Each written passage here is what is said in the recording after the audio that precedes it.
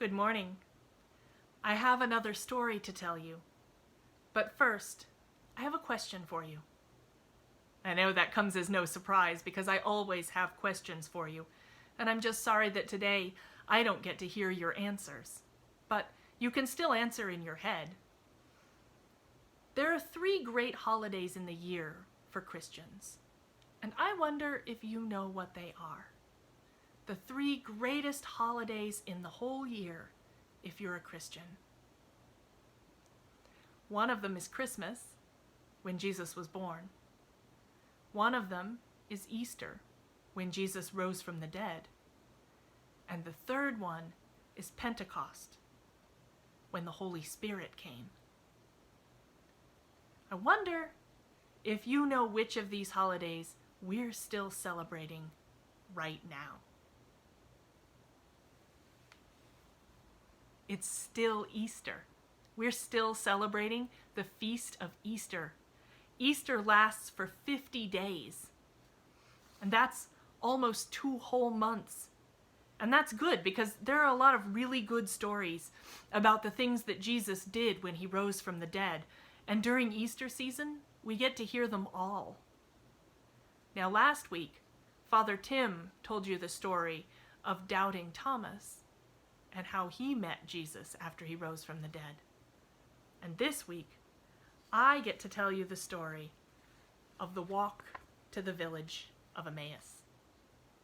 You ready for the story? Cleo's ready to hear the story. Aren't you, Cleo? Are you ready for the story? Looks like you've got it right there in your paw. Maybe you'd better give it to me so I can tell it to everyone else. The first Easter was a very confusing time. Jesus died. His disciples saw the soldiers take his body away and put it in a tomb, and they rolled a great stone into the opening of the tomb to close it like a door.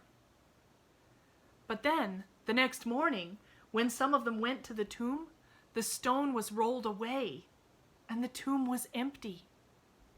And some of the women told them that Jesus had been raised from the dead, and that they would see him again. The rest of them didn't know what to think. And they were so confused that 2 of them decided that they should just go home. Their home was in the village of Emmaus, 7 miles from Jerusalem, and they had to walk the whole way there. It took a long time, so as they walked, they talked together about all of the crazy things that had been happening. And as they were walking and talking, a stranger came up and started walking with them. And the stranger said, "What are you talking about as you walk?" And one of the disciples, his name was Cleopas, answered, "Are you the only stranger in Jerusalem who doesn't know about the things that have been happening here?" And the stranger said, "What things?" And they said, "The things about Jesus of Nazareth. He was a great prophet, and we thought that he was the one who would free us from the Romans. But our leaders handed him over to the Romans instead, and they killed him. And then, just this morning, some of the women in our group went to the tomb where they laid him, but they didn't find his body there. They said they had seen him, and that he had been raised." And the stranger said, "Don't you see, though? The one who would free you had to suffer and die first." And for the rest of the walk, the stranger explained all the words of the prophets to them. Now, when they got to the village of Emmaus, it was almost dark, and the disciples invited the stranger to come in and have dinner with them. And when they all sat down around the table, the stranger took bread and broke it and gave it to them. And then their eyes were opened, and they recognized him. It was Jesus. But as soon as they recognized him, Jesus vanished. The 2 disciples stared at each other, and then they jumped up and ran all the way back to Jerusalem. And when they found the other disciples, they burst in the door crying, "The Lord is risen! He appeared to us on the road!" And they explained how they had known him in the breaking of the bread. So I don't know about you, but the story of the walk to Emmaus makes me wonder about all kinds of things. Does it make you wonder about things? I wonder what Jesus told them about the prophets on the road. I wonder what kind of bread they were eating when Jesus broke it. I wonder what made them recognize him when he broke the bread. I wonder why they didn't recognize him before.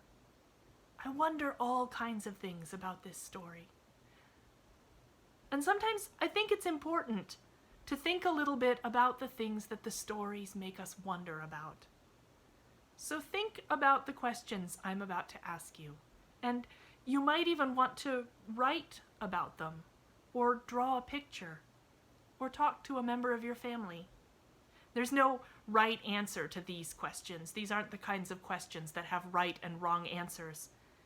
They're the kinds of questions that help us discover what we think about the story we just heard. So think about these questions. Write about them if you want. Draw them. Think about them while you're coloring.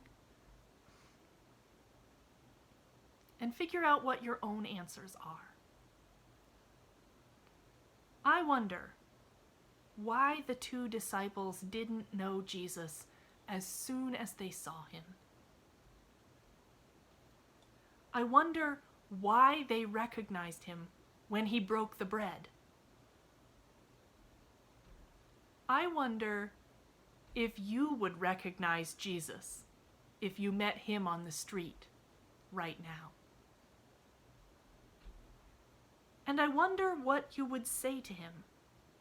I wonder what questions you would ask him if you did meet him today. I wish you grace and peace as you begin your week this week. And I'll see you again soon.